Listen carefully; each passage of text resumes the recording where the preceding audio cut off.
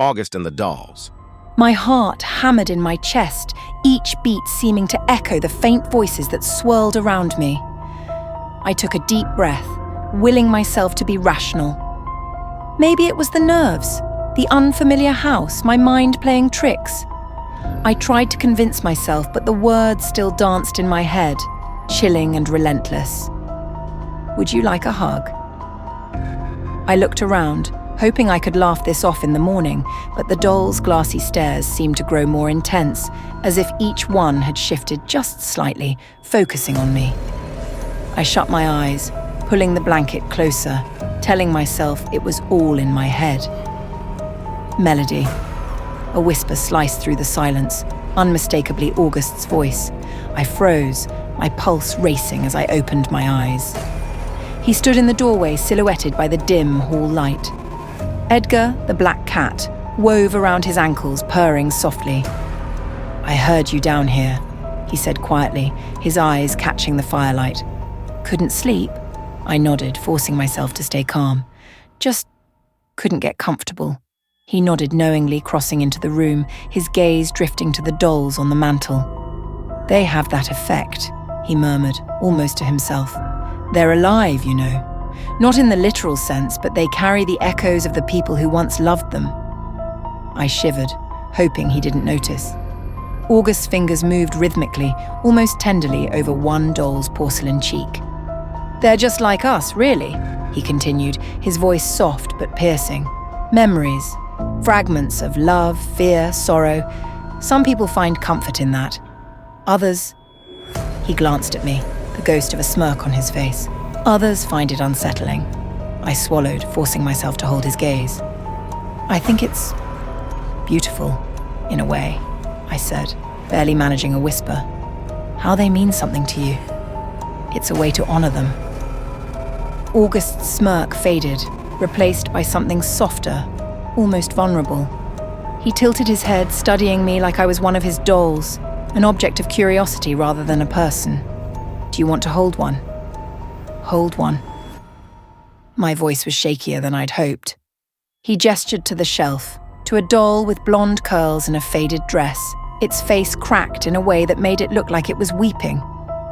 "Try it," he said. "See if you can feel its story." I reached for the doll, my hand trembling slightly as I cradled it in my arms.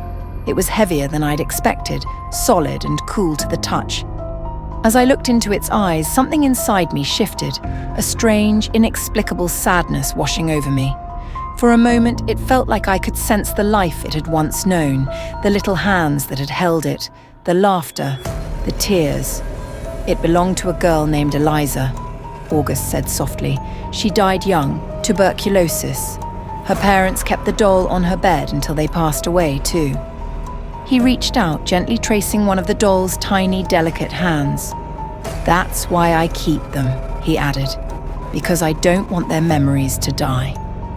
A heavy silence hung between us, August's face softened by the firelight, and I found myself wondering if this strange collection was his way of coping with something deeper. He seemed so different in that moment, stripped of his eerie demeanor, just a boy clinging to things that might otherwise be lost. I placed the doll back on the shelf, my fingers lingering on its cool surface before I pulled away. "Thank you for sharing that with me, August," I said, my voice barely above a whisper. He nodded, a shadow of a smile on his lips as he returned the doll's gaze to the room, like he was entrusting her with his secrets once more. The clock struck 3, and Edgar, still curled by his feet, looked up with wide green eyes, as if sensing a shift. "Maybe you should get some rest," August murmured, breaking the spell that had fallen over us.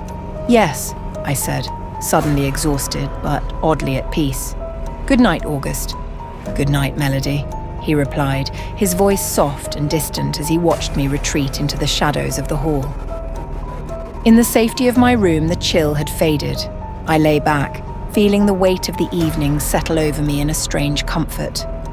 As I drifted into sleep, I couldn't shake the feeling that I'd glimpsed a side of August, a fragile and hidden part of him that he only shared with his dolls. Perhaps they were the keepers of his heart, of stories too tender to speak aloud.